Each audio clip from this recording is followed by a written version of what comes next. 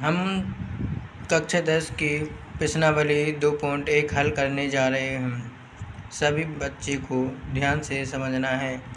तो क्वेश्चन क्या कह रहा है, किसी बहुपद px के लिए y बराबर px का ग्राफ नीचे आकृति 2.10 में दिया गया। प्रत्येक स्थिति में px के शून्यांक की संख्या ज्ञात करना। क्या करना? px की संख्या ज्ञात करना है इस आकृति में। तो हम पहला सवाल हल करते हैं यहाँ पर। तो सबसे पहले हमें सवाल को उतार लेना है यहाँ पर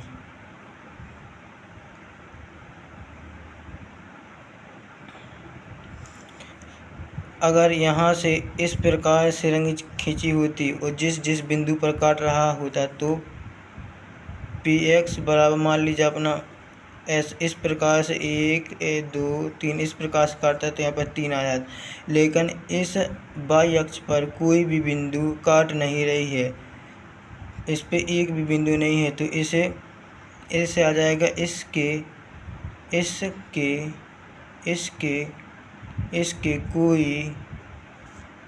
कोई शून्यांक नहीं है, इसके कोई शून्यांक नहीं है। Next question. ओपन।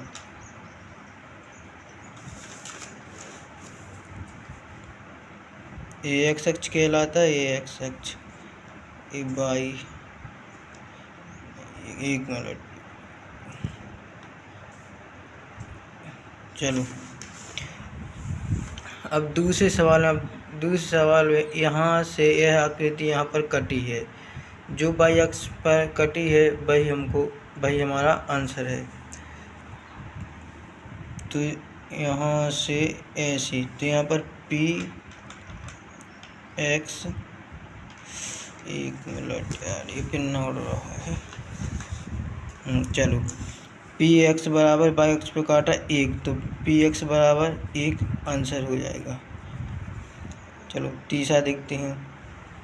और तीसरे आकृति इस प्रकार से ही देख लीजिए। तो यहाँ पर हम बना लेते हैं इस प्रकार से, ये x अक्ष, ये y अक्ष, इसको भुज बोलते हैं, x अक्ष को, y अक्ष को कोटि बोलते हैं। यहाँ पर 0 इस प्रकार से गई है। तो यहाँ पर px, क्योंकि हम px की शून्यांक निकाले हैं, px बराबर किस बिंदु पर काटा, 1 2 3 बिंदु पर काटा, तो px बराबर 3 आंसर आ जाएगा। ओके, नेक्स्ट क्वेश्चन चौथा। इसी प्रकार से सारे सवाल हल करना है। समझ में ना आए तो कमेंट कर सकते हैं। ए भुज इस प्रकार से, आंसर वही माना जाएगा जो भुज पे काट रहा हो। यहाँ पर आ जाएगा px बराबर भुज पर 1 2, तो यहाँ पर 2 आंसर आ जाएगा, 2 आंसर। पाँचवा इस प्रकार, पाँचवा ये भुज है, एक कोटि, यहाँ पर 0 आकृति बना लेते सबसे पहले हम। देखो px बराबर 1 2 3 4, तो px बराबर 4 आंसर।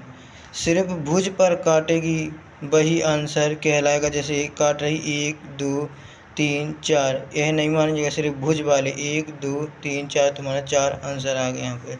चलो नेक्स्ट क्वेश्चन देख लेते हैं, पाँचवा बना लेते हैं।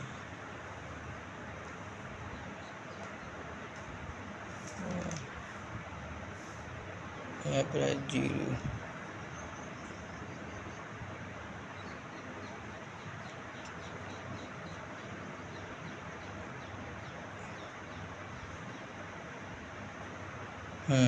ये आपको कठिन लग रहा है, लेकिन ये कठिन नहीं है। देखो px बराबर, देखो यहाँ पर एक बिंदु से काट रहा है और यहाँ पर एक बिंदु से 1 2 और यह 3, तो पी एक्स बराबर 3 आंसर।